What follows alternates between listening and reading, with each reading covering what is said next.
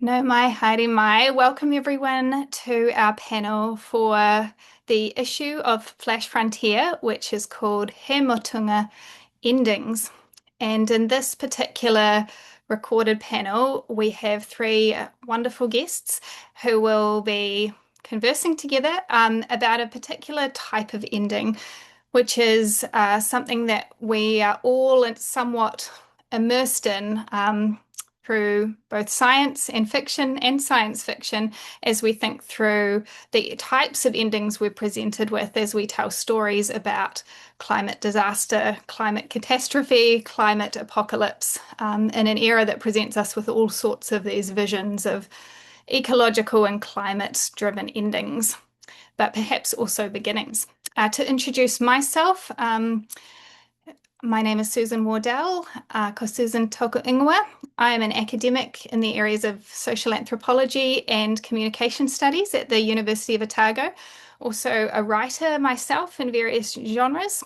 I am tangata tiriti, and I was lucky enough to grow up in Ōtepoti, Dunedin, and I whakapapa to Ireland, Scotland, Germany, and England. And I'm very honoured to be welcoming with me Bren MacDibble, Octavia Cade, and Jodie Jarvis, who I'm going to turn to now to also introduce themselves. Thank you so much for joining me. Hi, I'm Bren MacDibble, kia ora koutou.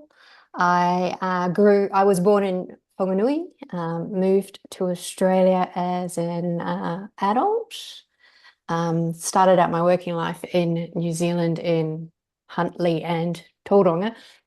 Moved to Australia and I've kind of been here ever since. I write adventure novels for children that are set in changed worlds, so worlds that have had some kind of climate catastrophe. I have a few of these, five for children actually. Can't hold them all up. Um, and I think the catalyst for getting to that stage of care for children suffering from climate anxiety was growing up in the Cold War and being anxious about the future myself. So that's kind of sparked off my work.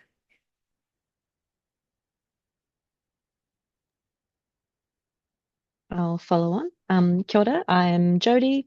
Thank you, Susan, for your introduction to this conversation. I am a PhD student down in Otago. I've been in Ōtepoti, Dunedin for ooh, about 7 or 8 years now. I have family roots down here, but I grew up in Taranaki, in New Plymouth, up in the North Island. Um, my research really centers around the sort of everyday affectivity of climate change and how we can experience it in the everyday and what that presence of climate change looks like. And I am really interested in creative modes of writing as a way of like engaging with the sort of non-human and the planetary in the form of climate change and what that personal relationship and that sort of existential relationship looks like. I sort of began my interest in climate change and climate anxiety with my master's research, which I began in 2020, also at the University of Otago. Great time to be starting a master's degree. And I sort of went down, I was researching climate change for my thesis, and I went down a bit of a existential climate anxiety crisis during that sort of few years that I was working on that. And that really having the space to work through that climate anxiety through the mode of research and writing my thesis was really a profound experience for me and really sort of solidified that this is the space that I want to be working in, and that I think um, that there is a lot of potential in opening ourselves up to climate anxiety and the notion of apocalypse and climate catastrophe and things as we continue to move through, as sort of both Susan and Brett have said, a sort of climate changed world. So yeah, that's where my interest lies. All right, I think it's my turn. Hello, everyone. My name is Octavia. I came to science fiction and climate fiction from a background in the sciences. I sort of left biology to do a PhD in science communication at Otago. And a lot of my academic work looks at how science is communicated in science fiction. And so it seemed a good idea to start writing science fiction myself to sort of, put theory into practice. So that's really how I came into it. I like looking at ecology in climate fiction and how our reaction to changing environments uh, differs in time and possible social, economic, and ecological responses to changing landscapes. I'm currently in Germany, in Berlin, as Creative New Zealand's writer in residence here this year, where I'll be writing a novel about an escaped alligator from Berlin Zoo in World War II. Now, technically, this isn't climate fiction, but I think it has something interesting to say about how the non-human is impacted by war and conflict. And I think that is something that's going to be increasingly important in the future, as climate change is very likely to spark increased conflict in multiple regions of the world, and that will impact on plants and animals as well as us. Thank you all so much for those introductions. And I'll just note for everyone who's joining us in this space as you listen to our recording later, that if you have a look down in the comment section, you can see the bios for all three of our panelists and be able to trace the links to some of their work from there as well. And I'm so taken already by the way you're each describing coming to this topic and these multi-directional impacts. As context to some of my own work, I've been interested in recent years as someone who studies mental health as one of my topics through the lens of collective emotion and social experience, that we often don't even have the language to describe these kind of large feelings, although we're reaching for terms like ecological grief or climate trauma. But that there's also some resonances there with other forms of experience, Bren, as you said, and other eras where big shared experiences also came through. So I wondered now, as a first discussion point, if you'd be able to share a little bit more about, in terms of some of the experiences and feelings you yourself have brought to the writing or that's brought you there. What then happens once you do start writing it to your own experiences? Are you sitting inside that more because you're writing it, or are you moving through it in some way? And I thought perhaps maybe Jodie, would you mind speaking to this first? I know that your project has really deliberately taken hold of writing as this kind of therapeutic method. Yeah, absolutely. For a little bit of further context for my work, one of the spaces that I sit in is called autoethnography, which is ethnography is the sort of primary modality of sort of anthropology research, and autoethnography is specifically thinking about the sort of experience of the researcher and the sort of personal embodied experience as an avenue for research rather than sort of sitting outside as an objective external researcher to the phenomenon that you're exploring. And one of the common things that people talk about in autoethnography is the role of both the research and writing as a kind of therapeutic tool, that research projects from an autoethnographic perspective, they come to us because they're the things that trouble us, or they're the things, the experiences that we can't quite make sense of. And it's through the process of engaging really deeply with them and through writing, and in particular through more creative, effective, emotional forms of writing that you might typically find in academic work, that you are able to really work through that experience yourself and then also create something that can help other people work through that experience. I think I think for me, a lot of it is about sort of intention. Like if for me, writing has always been a way of me sort of understanding my own experience and sort of making sense of things. But I think as my writing practice has developed in line with my research interests, it's become a lot more intentional in the way that I'm specifically trying to use writing, whether it's poetic technique or sort of flash fiction. Like I'm trying to use it to do something. And in the context of climate change and my research, it's specifically trying to understand the kind of emotional experience of it and the emotional life of climate change. So I think it's sort of both. It is a way of sitting in it, but it's a way of sitting in it in order to move through it and in order um, to do something with it. And you're I think if you're engaging with it in that way, it's never going to be like a sort of static, passive experience. It's always going to sort of shift in some way, even if it's just you understanding it and yourself a little bit more deeply, if that makes sense.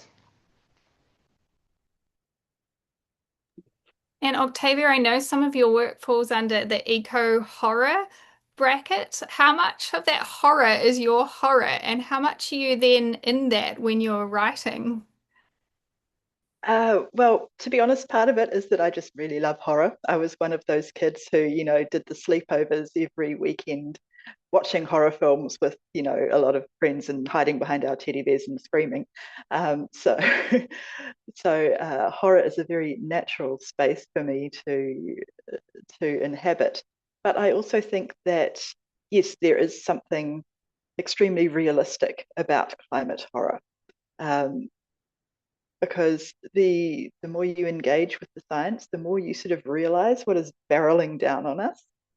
And for the most part, it's not that great.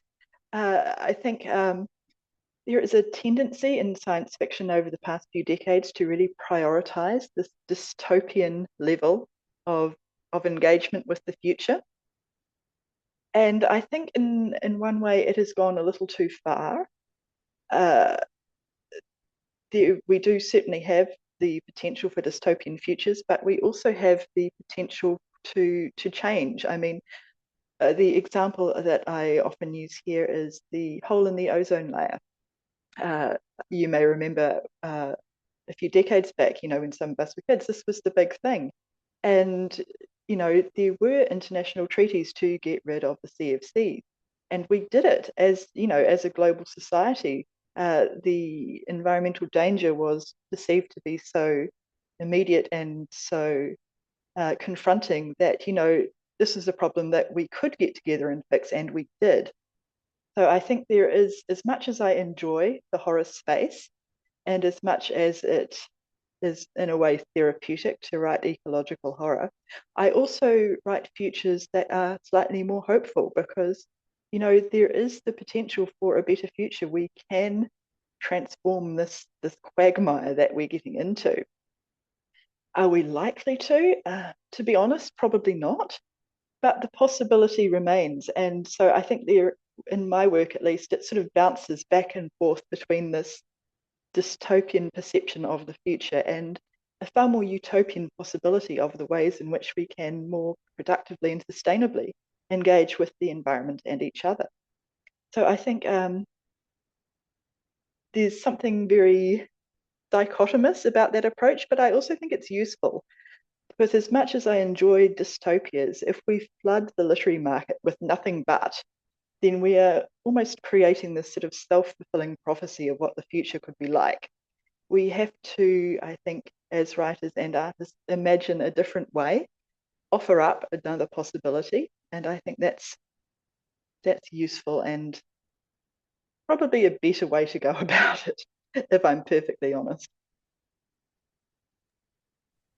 That is such a powerful thing to say, and sounds like an amazing segue into Bren's work as well, which is also imagining these futures that, for me, feel so laden with all of this. Like there is, for me, there is often like loss in those, and challenge, and even trauma, but also possibility. And I would love to hear your thoughts on that too, Bren. Yeah, I think at this stage it's kind of irresponsible to say to kids nothing will change. I mean, there's a whole genre of sort of fluffy, cozy fiction that kids love. They can go and read that. But for the kids who are questioning, like I was when I was a kid, what does the future hold? What is the worst case scenario? How do I survive? I think by writing these novels where something, normally I only change one thing. So I'm not being accurate in that climate change feeds climate change, and one thing feeds another. Like disease comes along with displaced communities and rising sea levels, and it just compounds. I'm not doing that. I'm presenting one topic at a time, like pollinators or rising sea levels, one at a time. And yeah, sometimes I include one of the flow-on effects. But I'm kind of saying this happened and these kids survived and this is what the world looks like now, because those are the questions I wanted to know. If there was a nuclear war in the Northern Hemisphere and I lived in New Zealand, how would I be affected? And of course, adults back then just said it's never going to happen. And that wasn't comforting to me at all. So I'm kind of writing for the kids who are worried about change and want to see models of survival. And mostly my characters, they do find the very base things that they need. They find, they have their families, they have friendships, or they find new families and friendships and a sense of purpose, and they manage to survive. And I think in that way, I'm introducing to kids, and my books are used in schools, which is great because then the kids get to talk about climate change, learn the language of climate change, learn the language of change and what comes next, and talk about it in a fictional space rather than like the news is so sensationalized that kids just shouldn't watch the news because it's all doom and gloom. Look at me, look at me. And it's more like fiction, even though it often contains facts. Not always, but often. So yeah, I kind of think that I'm doing the kids who have climate anxiety, I'm doing them a service by saying, yes, everything might change, but look at what's really important and look at what survival might look like, because that's what I wanted as a kid, thinking that we were never going to make it to teenagers because Russia and the US would get busy with their nukes and that would be the end. So that's kind of, yeah, kind of what I think I'm doing and how I'm helping. And there's I so would many add points. here Yep. that I think the preponderance of dystopian narratives in young adult fiction, especially over the past generation, does have an advantage in that it illustrates very clearly to young people that resistance is possible, resilience is possible. As terrible as the world may be, there is the possibility of transformation and you can be part of it. I think the young adult dystopias feature that a whole lot more strongly than the dystopias, often directed at adults. And I think that is in some way extremely valuable. I mean, you will see at the moment, for the past few years, a lot of the teenage activists for things like climate change, they are coming out of that literary environment. So I think to sort of push away the dystopias entirely is in some way a mistake. But I think you can have a balance between, these negative consequences and what it takes to resist, as well as giving an illustration of the future that we could have if we changed our behavior.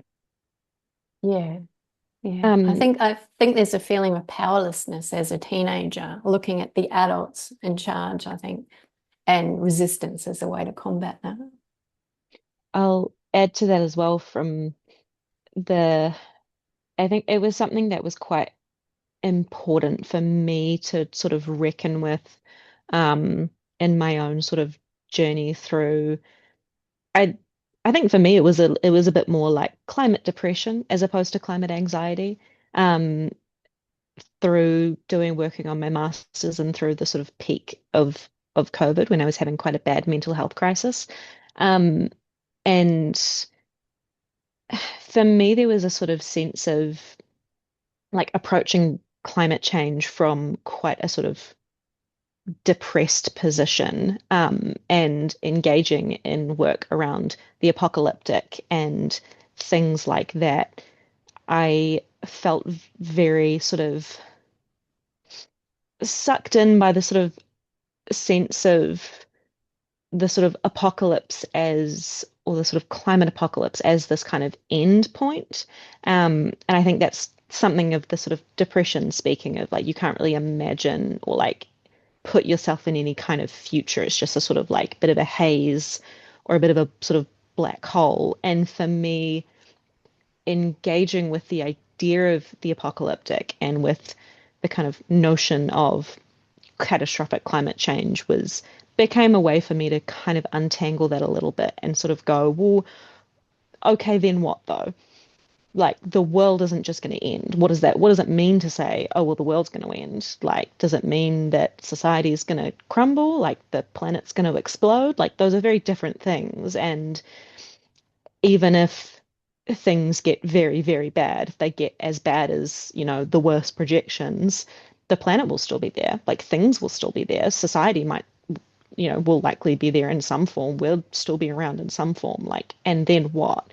And being able to kind of move, I guess, almost into that almost kind of post-apocalyptic space of sort of being like, okay, there's still something afterwards. There's still something that comes afterwards. And I think that for me is um, some of the most interesting and engaging sort of speculative fiction is, I think, the stuff that, which you're both saying, like, that takes the dystopia, but also takes the, okay, well, good things happen also. Like, it's not going to be one or the other. There might be, you can imagine a climate dystopia and you can still imagine people taking care of each other and people living their lives and people making sense of the world around them. And I think for a younger people, that can be really valuable to be able to sort of look at it and go, you know, oh, okay, like, that's still very scary, but it's not as scary because I can still recognize that there's some sense of, living and meaning, and the world continues in some way, even if it is something that's fundamentally different than what we have now. Yeah, and it stops that urge to look away. If you can show some survival, like humans we're just programmed like, that's too hard, I can't deal, I'll look away. But presenting it in fiction with survival, it kind of says, okay, now we can talk about it. We can look the beast in the mouth and say, this is what you look like. And, these are ways to deal with it. I love how you're all speaking so much to this role of the speculative and what it means to imagine forward, which of course is what a writer can do with and for people. And I guess turn that also into a collective thing where it's not someone sitting alone and imagining, but through a text, we can imagine together, have like a shared future reference point that's also beyond this ending, or many of them, because we have these many visions presented to us in all shades of dark and light as to what things might look like after the ending. And I wondered if any of you wanted to speak any further into that, either the role of the speculative, why we need to speculate, that you've already been speaking to, or the role of fiction in that. Like, why is it easier in fiction? Because I think in a sense we're speculating in many ways. Our graphs are speculating and our projections, there's a form of speculating too, but it's a very different form of thinking forward than what we have when we enter a story or when we enter fiction. I think I have something to say about that. The thing about climate change is that while it is a global phenomenon, every one of us experiences it through localization. It's the floods that are happening in our own city. It is, the change in vegetation that is happening, where we grew up. And because the effects are so localized, I think often we do not realize how they are impacting other people in different places. Fiction has always been a vehicle to promote sort of empathy and understanding. And I think when climate fiction is very clearly located in place, it helps readers, around the world who are experiencing this global phenomenon in their own local ways to empathize with how it is sort of exhibiting in other areas, to empathize with other people who are experiencing these localized effects in different ways. And I think that's quite valuable because, it's a difficult time to live in. People, there's the cost of living crisis nearly everywhere. And a lot of people are just trying to get through the day, and you cannot blame them for focusing on, the local problems. And so I think one of the advantages of climate fiction is that it can be so localized, and these localizations can almost be exported through fiction. I find that quite interesting.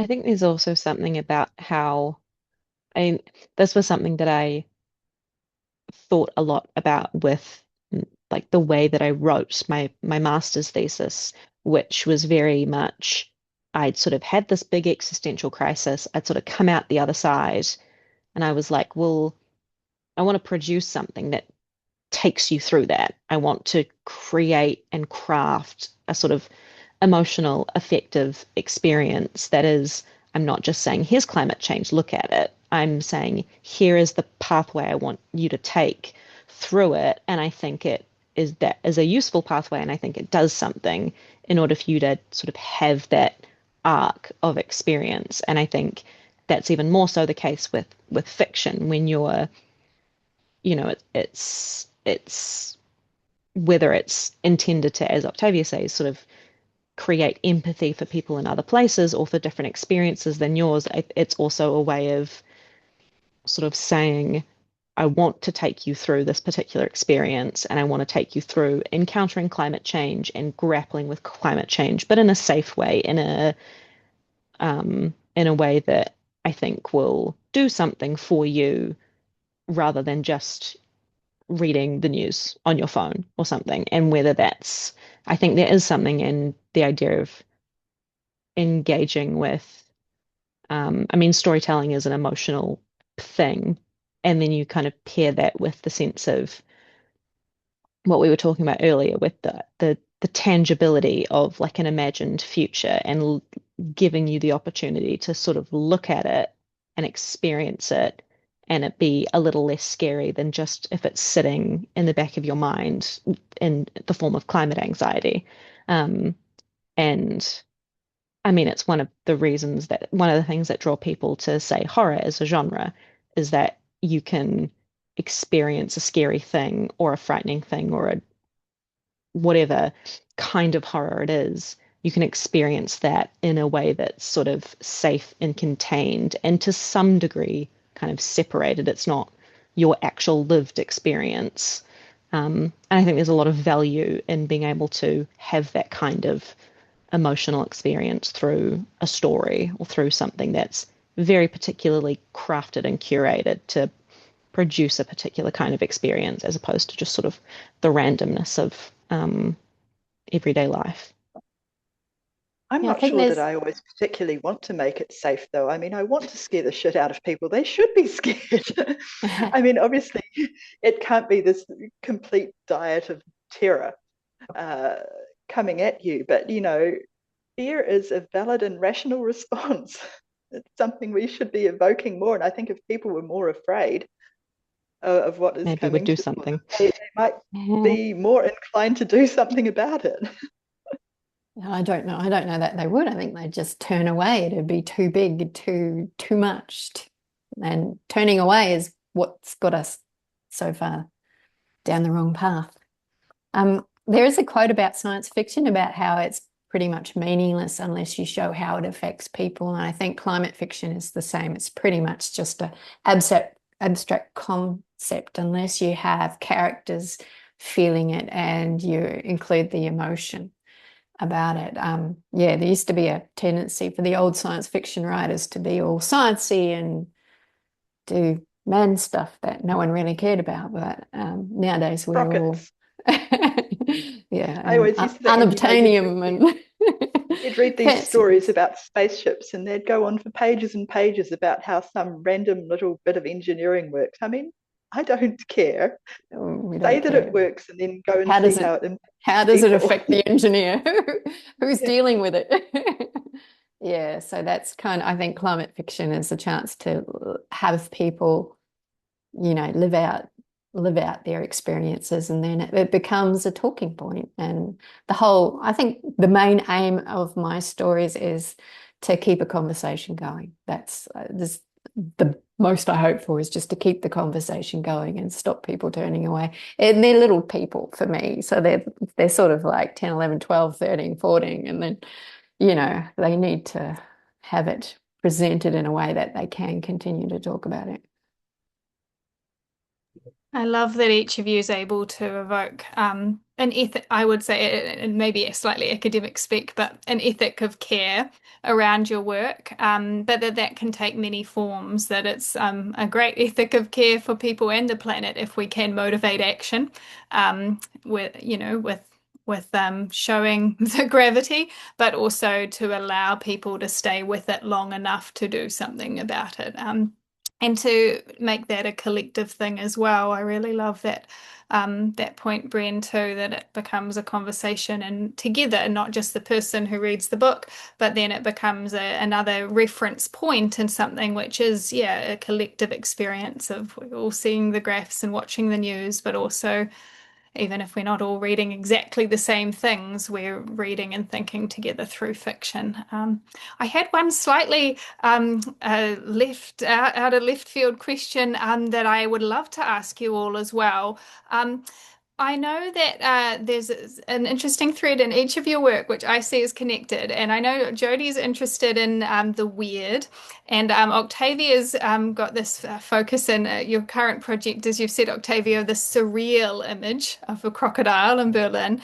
And Brian, I think one thing I've really loved in your work is a sense of wonder. And I'm thinking of in The Apprentice Witnesser as well, and the miracles and the telling of these wonders and miracles, and that being important. And I'm just wondering if any or all of you would like to speak to that as a part of this imagining with something that is unusual, wondrous, weird, surreal, and what role that has in the topic of climate futures.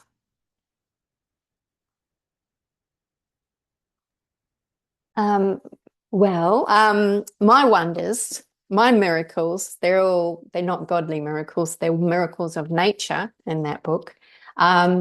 Because nature sort of goes on, and as Jodie said before, there is something left. The world goes on and it does its own thing. And they kept finding these amazing things, like the trees kept growing around bicycles at the university and lifted the bicycles up in the air, or there was a two-headed frog, or something. The stars did a beautiful meteor show, or something. There were all these miracles they could talk about at the night market. And they were all nature's miracles, because nature, it doesn't really give a hoot about humanity, does it? It just keeps on keeping on and doing its best and trying to find a way to survive. And I thought that was something that I kind of wanted to highlight. Just yeah.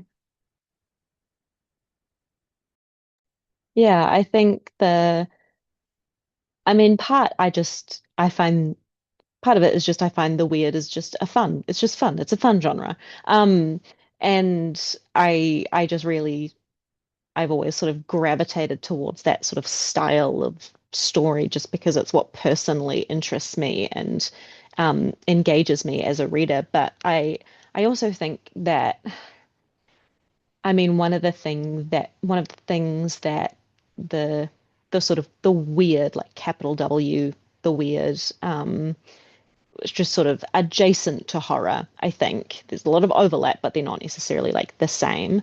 Um, a lot of it is about it's grappling with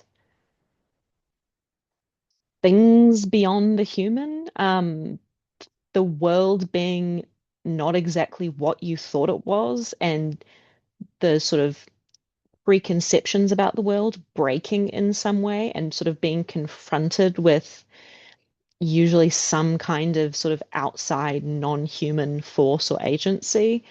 And I think that's a very compelling theme when we're talking about something like climate change. Um, the especially if we're coming from a sort of worldview shaped by, you know, the history and structure of something like colonialism and sort of rationality as a sort of system of thought, and um, which is very about control, and I can map out the world and I can perfectly analyze it and understand it, and it's all within my grasp. And I think there's something very scary to that perspective, to come against something that breaks that, or that is all of a sudden I don't have control. All of a sudden the climate is doing things that we didn't expect it to do because we've been messing with it. And all of a sudden you're coming up against the idea that the world is much bigger than just you. Or have we lost Octavia? Wi-Fi problems. The world is much bigger than you, and there are things and there are forces that are fundamentally outside of your control. And I think that's a really important thing to grapple with, even just like emotionally and existentially when it comes to climate change. I think in order to have any kind of sense of meaningful resilience to climate change, you need to become comfortable with it not being entirely within your control. Um, but I also think that that sense of wonder sits really nicely with that. And I think it's really important to have positive relationships with things that are bigger than you and out of your control. And that's where I think that modality of wonder can be really useful, when you have that something that kind of balances out the scariness of things that are bigger than you and out of your control, when you can have that sense of the stars or the trees or sort of something, and feel that kind of sense of wonder of being a part of a world that's bigger than you and is stranger than you can really sort of conceptualize. It's beautiful, and thank you so much, Jodie, for making that. That's a really artful connection back to two things which have the same reference point of the beyond human, and that relating to that in some way, with a variety of different emotional modes that are possible with that, is still something that has to be grappled with this. And yes, unfortunately, we seem to have just lost Octavia at the last moment there from kindly beaming in from residency in Berlin and perhaps not great Wi-Fi. She may pop back and join us for our last little wrap up. But we are moving towards our final bit here. I would happily keep talking about this for several more hours, but we will contain ourselves to a set time for now, and hoping that everyone can continue to follow the threads of the conversation through each of your bodies of work. I feel like we've gone through so many things that are interlocking here, that I was hoping that we would, around grappling with big and difficult things that can be significant and real mental health challenges, existential challenges, social and political challenges in the world, and then thinking about how writing and fiction and the speculative in particular take us into those, maybe through those. I'm happy to leave it open to each of you to wrap up, and any comments you feel like you haven't had an opportunity to say yet. But I guess one of my final thoughts or prompts there, just to wrap us up, would be for you in your work, if not endings. Because I think we've sort of talked about this idea that endings is not necessarily accurate, that we're interested in perhaps something that's beyond the end.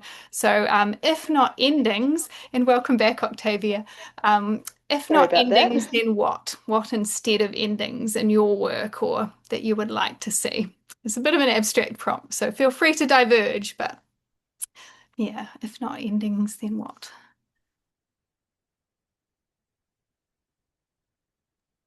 Um,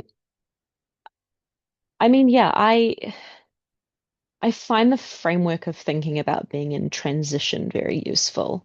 Um, and sort of understanding that we're not at, yeah, we're not at the end of something. We're in the middle of it, and we're always in the middle of it.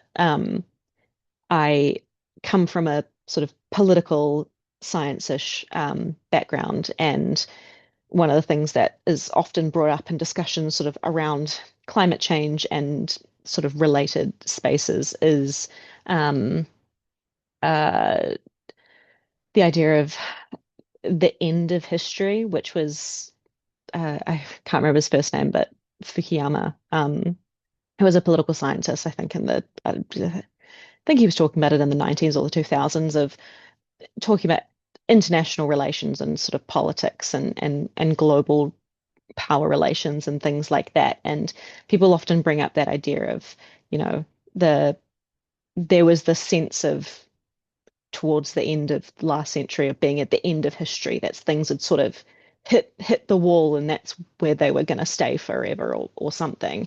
And I think that's just a really not helpful way of thinking about things and being able to sort of understand that you're sort of perpetually, and the world is perpetually in this state of transition, in the state of moving from one thing to another, and it keeps going. It's always going to keep going. And again, with that idea of the kind of climate apocalypse, being able to sort of move past that in some sense and say, no matter what happens, no matter how bad or how good it gets, like it'll keep going. The world will continue in some way or another, and being able to not throw in the towel when it feels like it's at the end or it feels like, oh, everything's just quite bad and it's not ever going to change. Um, Being able to sit in that space of sort of being like, no, we're moving through it and we don't know what it will become on the other side, and that's okay. And we just have to be comfortable with being in that sort of perpetual middle space rather than feeling like there's ever going to be a kind of, there's never going to be an end to, we're never going to say, yep, we've solved climate change and it's over now and we don't have to worry about anything. That's not how the world works. So I think being comfortable in a state of transition, I think is, yeah, helpful and where I think some of the most interesting work is. I think too that the end of something is not the end of everything. And in some cases, the things that will be ending, we should not be sorry to see them go. I mean, if we're going to fix climate, we have to get rid of this unbridled capitalism. And I'm sorry, but bring it on. Don't threaten me with a good time. I think in many ways, these apocalyptic climate stories are less an ending than they are opportunities. There are ways to do things differently. I tend to look at things through a very ecological perspective. And, in the natural world, resilience tends to be positively correlated with, species diversity. The more different types of life, the more different ways of living there are in an environment, the more resilient it is to things like disturbance and climate change. So I think that is something we should be embracing more of. We should be having these new ideas. We should be making a sort of socially and biologically diverse environments, that are suited for the different places in which we live. And I think there's something exciting about that. I mean, endings don't have to be a bad thing. Sometimes, they're absolutely necessary. I was thinking that change is coming. We need to change. Change is coming whether we like it or not. And choosing not to change is choosing change, because it'll happen. If we don't change our ways, the planet is going to change. So we have to kind of be comfortable with change. And choosing to do nothing is choosing basically to fail. So we kind of have to choose change. That's just brilliant. Thank you all. If not endings, then transitions. If not endings, then opportunities. If not endings, then change and choice for us to change as well as things around us to change. That is a beautiful way to round off a wonderful conversation, which, as I said, I would happily keep going with. But I want to thank each of you for coming and bringing your expertise. And as we've deliberately designed it, different fields of writing that are all so deeply engaged with this very big, very pressing question of an ending or changing or not opportunistic, but opportunity filled present and future. So thank you each so much for your time. And thank you all for those of you who are joining us digitally and asynchronously later for engaging in this conversation too. So good morning and good evening to you all, and take care. Thank you. Thank you. Yeah, want to say, Thank big you. shout out to Susan and putting this together and chairing, guiding, shaping the conversation. It's been really enjoyable. Yes, It really thank you. has. Thank you. Ka nui te mihi. Kia